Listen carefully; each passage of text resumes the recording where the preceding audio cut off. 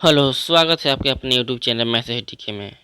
आज हम लोग क्लास 10th के एक्सरसाइज 1.2 क्वेश्चन नंबर 4 को सॉल्व करेंगे। ठीक है, देखिए आप क्वेश्चन नंबर 1, 2 और 3 पिछले क्लास में पढ़ा दे चुके हैं। आप जाकर प्ले लिस्ट में चेक कर लीजिए, वहाँ पर सभी क्लास से दिए हुए हैं, चाहे डिस्क्रिप्शन बॉक्स में भी है, इसका लिंक दिया हुआ है, आप वहाँ से जाकर पिछले क्लास कर सकते हैं। ठीक है, चलिए देखते हैं क्वेश्चन नंबर 4 को। कह रहा है कि HCF इसका 306 और 657 का 9 दिया हुआ है। ठीक है, इसका LCM ज्ञात करना है। ठीक है, तो हम जानते हैं कि क्या होता है, दो संख्याओं गुणनफल बराबर HCF गुना LCM। दो संख्याओं का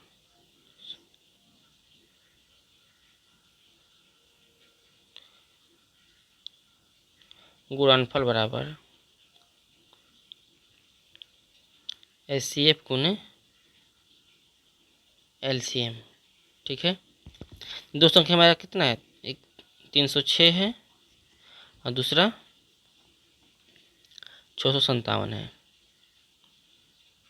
HCF हमारा 9 दिया हुआ है, LCM हमको निकालना है। ठीक है, अब देखिए गुना में इधर आएगा तो भागा में हो जाएगा, यानी कि 306 गुने 657 बटा में 9 LCM। हटाइए इसको, 29 27 बचे यहाँ पर 3, 9 चौका 36, 34 बार कट गया हमारा, तो गुना कर देंगे, हमारा आंसर आ जाएगा। ठीक है, तो LCM बराबर हमारा होगा 34 गुने 657। आप गुना कीजिए। ठीक है, तो हम गुना करते हैं, चलिए देखते हैं। 557 को गुना करेंगे 34 से, 28 के 8 हासिल 2, 20 2 22, 24 2 26। ठीक है, 21 का 1 हासिल 2, 15 2 17, 18 1 19, 8 3 3 11 1 12, 22 338 आया आंसर। ठीक है,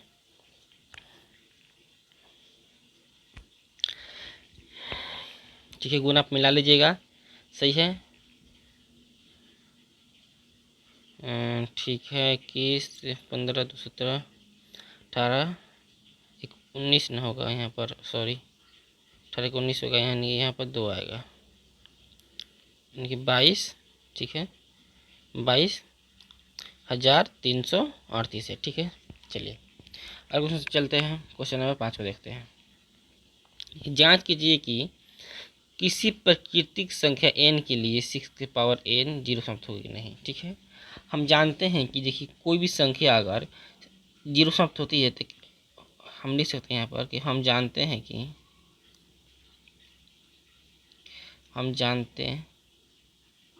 कि कोई संख्या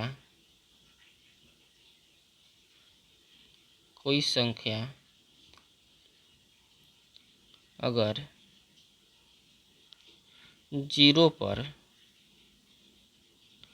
समाप्त होती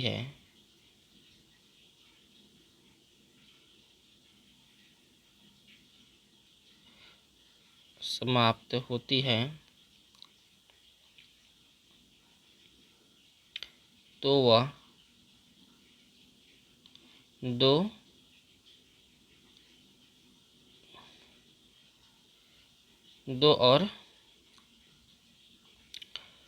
और 5 से विभाजित होती है,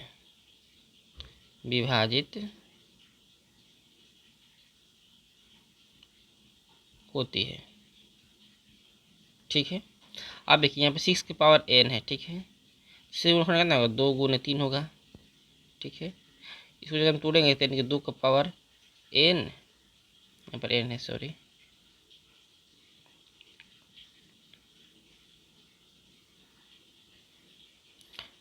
2 का पावर n और 3 के पावर n।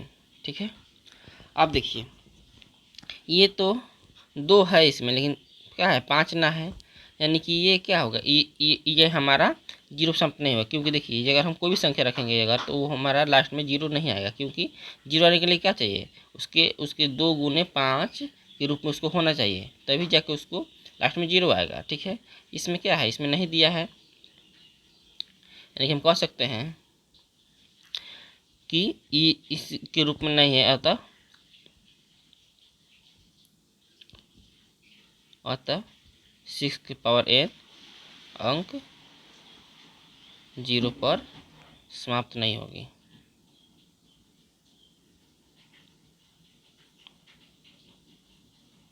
ठीक है, चलिए क्वेश्चन चलते हैं, क्वेश्चन नंबर 6 देखते हैं। कह रहे कि व्याख्या कीजिए कि 7 गुने 11 गुने 13 और 7 गुने 6 गुने 5 गुने 4 गुने 3 गुने 2 गुने 1 गुने +5 बराबर भाज्य संख्या है। ठीक है, हमने इंट्रोडक्शन क्लास में आपको पढ़ा बता चुका है कि भाज्य संख्या। ठीक है, सब जाकर पिछले क्लास में जाकर देख लीजिए, प्ले लिस्ट में सारी क्लास है। देखिए, आज चैनल सब्सक्राइब कर लीजिए ताकि क्लास 10 की सारी क्वेश्चन आपको चैप्टर बाय चैप्टर बिल्कुल फ्री मिलेगी। ठीक है, चलिए, भाज्य संख्या वह संख्या जिसका कम से वैसी संख्या जो एक से कटे और अपने आप से कटे और किसी अन्य संख्या से भी क्या हो, कटे। ठीक है, उसे कहते हैं भाज्य संख्या कहते हैं। ठीक है, इसके कम से कम एक से अधिक गुणनखंड होना चाहिए। देखिए, तो हल करते हैं इसको। 7 गुने 11 गुने 13 +13। ठीक है, तो इसमें हम 13 हमारा है, यानी 13 हम कॉमन इसमें ले सकते हैं, तो जगह 7 गुने 11 गुने 1 + 1। ठीक है, 13 77 +1, यानी कि 13 गुने 78। ठीक है, देखिए इसमें एक से अधिक गुणनखंडन है, हम कह सकते हैं कि हमारा, चूंकि इस संख्या में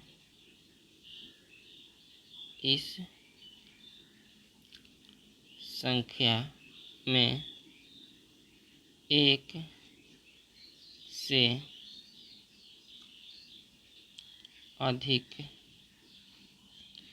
अधिक गुणनखंड है,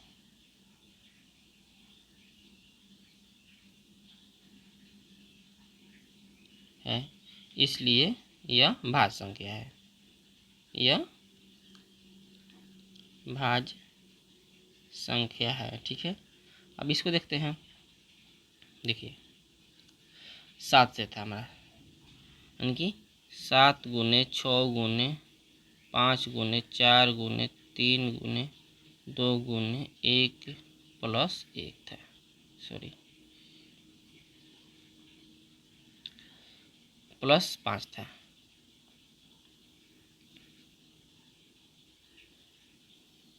+5।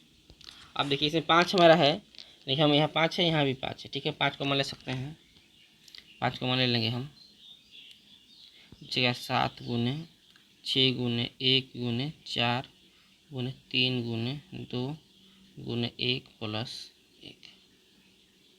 इसको जब हम गुना करते हैं, अगर देखिए 642 और 4 3 12 12 24। ठीक है, यानी कि अगर हम 42 को 24 गुना करते हैं अगर, तो 4 दूनी 8 16, 2 दूनी 4, 4 दूनी 8, 8 10 और 9 1 10, यानी कि 1008 + 1 हो जाएगा। ठीक है, 5 गुने 1009। ठीक है, यहाँ भी देखिए, यहाँ भी क्या है, एक से अधिक क्या है, गुणनखंडन है। ठीक है, हम कह सकते हैं ये भी हमारा क्या है, चूँकि यहाँ भी एक से अधिक गुणनखंडन, इसलिए कह सकते हैं कि यह संख्या भी हमारा भाज्य संख्या है। अतः चूँकि इस संख्या के भी एक से अधिक, इस संख्या का भी एक से अधिक गुणनखंड है, अतः यह संख्या भाज्य संख्या है। ठीक है, चलिए अगले क्वेश्चन चलते हैं। देखिए, कर किसी खेल मैदान के चारों ओर एक वृत्ताकार पथ है। ठीक है, चारों का एक वृत्ताकार पथ है। इस मैदान का एक चक्कर लगाने में सोनिया को 18 मिनट, उसी मैदान चक्कर लगाने में रवि को 12 मिनट लगता है। तो लगता है, मान लीजिए कि वे दोनों एक ही स्थान पर और एक ही समय पर चलना प्रारंभ करते हैं, एक ही दिशा में चलते हैं, कितने समय बाद पुनः अपरांग स्थान मिलेंगे। ठीक है, मान लें कि सोनिया भी यहीं चलना स्टार्ट की और रवि भी यहीं स्टार्ट किया। अब बताओ कि दोनों कितने समय बाद ये अपने स्थान पर मिलेंगे। ठीक है, इसका हम एलसीएम निकालेंगे, हमारा आंसर आ जाएगा 18 का और 12 का। इससे होगा 2 गुने 3 गुने 3। ठीक है, इसका होगा 2 गुने 3। ठीक है, यहाँ पर निकाल सकते हैं आप। देखिए 18 का निकाले हम, 18 का हो जाएगा 2 से 9 बार में 3 3 का 9। ठीक है, 12 का हो जाएगा 2 6 2 3। ठीक है, अब देखिए एलसीएम क्या होता है, वह संख्या जो दोनों मिले और ना भी मिले। देखिए 2 2 मिल रहा है, 2 ले लिए, 3 3 मिल रहा है, 3 ले लिए। ये 2 को ना मिल रहा है, 2 और 3। जैसे देखिए यहाँ पर 2 2 मिल रहा है, इसको ले लिए, 3 3 मिल रहा है, ले लिए। ये दोनों ना मिल रहा है, इसको भी ले लिए। वो संख्या होती है जो हमारे दोनों मिले उसको भी लेते हैं, जो ना मिले उसको भी लेते हैं। तो 3 दूनी 6 और 3 दूनी 6 के 36 मिनट बाद, 36 मिनट बाद वो क्या होगा, पुनः अपने प्रारंभिक स्थान पर मिलेंगे। ठीक है, चलिए कल अगले चैप्टर पर पढ़ेंगे, अगले क्लास में मुलाकात होगी। तब तक के लिए आप धन्यवाद। और आप चैनल को जरूर सब्सक्राइब कर लीजिए ताकि क्लास 10 की सारी क्वेश्चन आपको बिल्कुल फ्री, चैप्टर बाय चैप्टर आसान भाषा में एकदम आपको मिलेगी। चलिए, थैंक यू।